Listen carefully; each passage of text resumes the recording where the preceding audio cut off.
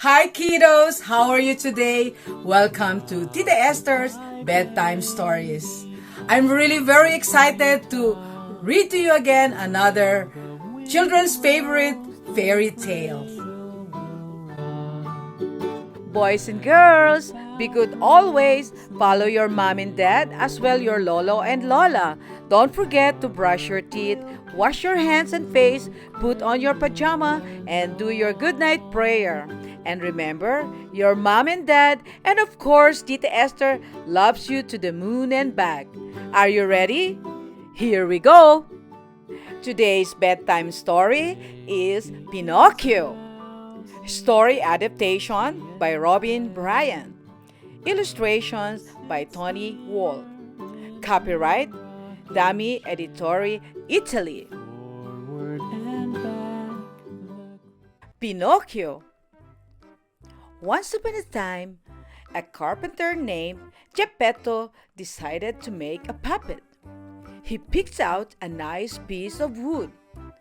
But each time he touched the wood with his knife, he heard, Ouch! Be careful! That hurts! By the time he had finished, Geppetto realized that the wooden puppet was alive.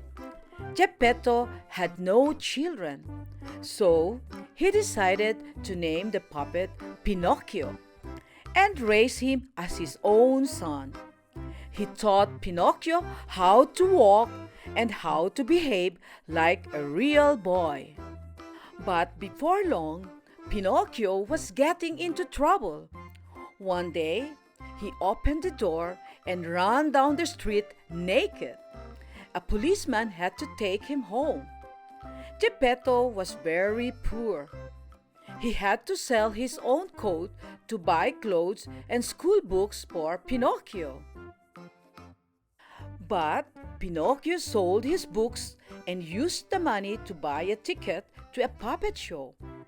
The puppets asked Pinocchio to join them on the stage. When the show was over, Giovanni, the cruel owner of the puppet show, grabbed Pinocchio. I need some wood to cook my supper, Giovanni said. You will burn nicely. Pinocchio burst into tears. He told Giovanni all about his father, the carpenter, and how he had sold his coat. Giovanni was touched. Take these 5 gold coins home to your father, He said. and be good from now on. Pinocchio thanked Giovanni and headed for home, feeling lucky to be alive. But on the way, he met a half-blind cat and a lame fox who seemed friendly. So Pinocchio told them all about his adventure. Meow! If you really want to please your father, we can show you how to plant those 5 coins so that they will grow into 100. The cat said. How can that happen? Asked Pinocchio in amazement. Rawr! Just come with us and you'll see. Rawr! Said the pair. They led Pinocchio to a dark, empty field. Ow! Ow! Plant the coins under this magic tree. The fox said. Ow! Ow! When you come back after dinner, you can dig up 100. So Pinocchio planted the coins. Then he went to an inn for dinner with his new friends. After dinner, the cat and the fox excused themselves. Pinocchio waited a long time before he realized they were not coming back. So he went back to the field and dug up the coins. There were only 5.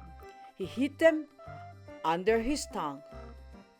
Just then, 2 bandits wearing disguises shouted, Your money or your life.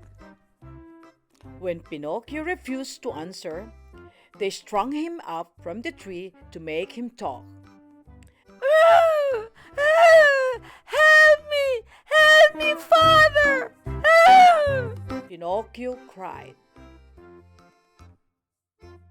A blue fairy who lived nearby heard Pinocchio's call and rescued him. She took him to her castle and hired 3 doctors to treat him. When Pinocchio had recovered, he told the fairy what had happened. But he said the 5 coins had been stolen, even though they were in his pocket. Your nose grows when you lie. The fairy said. Don't tell any more lies. Now go home and take the coins to your father. But instead, Pinocchio went straight to the magic field and planted his 5 coins again. When he went back the next day, he was surprised to find that the coins were gone. Very sadly, he returned home with empty pockets. His father, Jaypee, was angry that Pinocchio had been gone so long and yelled at him. But soon he forgave him. Pinocchio went back to school and tried to behave like a good boy. He soon made friends with a boy named Carlo. One day, Carlo said, Why don't you come with me to Toyland? We can play all day long. Pinocchio thought it was a great idea. The next night, he climbed on the wagon for Toyland with Carlo and dozens of other boys. The wagon was pulled by sad-looking donkeys. Pinocchio had forgotten all about his promise to his father. He could not wait to live in a land without books or teachers. In Toyland, there were no schools. Pinocchio played and had fun from morning till night. But one day, his friend Carlos said, Pinocchio, I think your ears are growing. So are yours, Pinocchio said. Day by day, the boys watched their ears grow longer and their bodies change shape. Before long, both of them were walking on 4 feet and looked exactly like donkeys. The man who ran Toyland sold one of his new donkeys to a farmer. He, in turn, sold Pinocchio to a circus. But Pinocchio was unable to learn how to do any circus tricks, even though he was whipped. So Pinocchio was sold to a man who wanted to use his skin to make a drum. The man took him to the ocean and threw him in to drown him. Pinocchio called for help, and once again, the blue fairy came to his rescue. She turned him back into a puppet. When the man pulled Pinocchio from the water, he was angry to find a wooden puppet on the end of his rope. He demanded an explanation, but Pinocchio had had enough. He decided to escape by jumping into the ocean and swimming away. Unfortunately, he swam straight into the path of a huge shark. The shark swallowed him in one gulp. Deep in the shark's stomach, Pinocchio saw a light burning and walked towards it. And there was his father, Jaypee. Jaypee explained how he came to be there. I searched for you everywhere. He said, Then my boat overturned in the ocean and the shark swallowed me. Pinocchio made up his mind to save his father, using a candle to light their way. They climbed out of the shark's stomach. As it happened, the shark slept with its mouth open. They escaped and Pinocchio swam to shore, carrying his father on his back. From then on, Pinocchio did his best to be good. He stopped telling lies and getting into trouble. One night, he dreamed of the blue fairy. I shall reward you for your good behavior, she said. When Pinocchio awoke, he discovered the wooden puppet sitting lifeless in a chair. Pinocchio had become a real boy. Hey kids, how did you like the story of Pinocchio?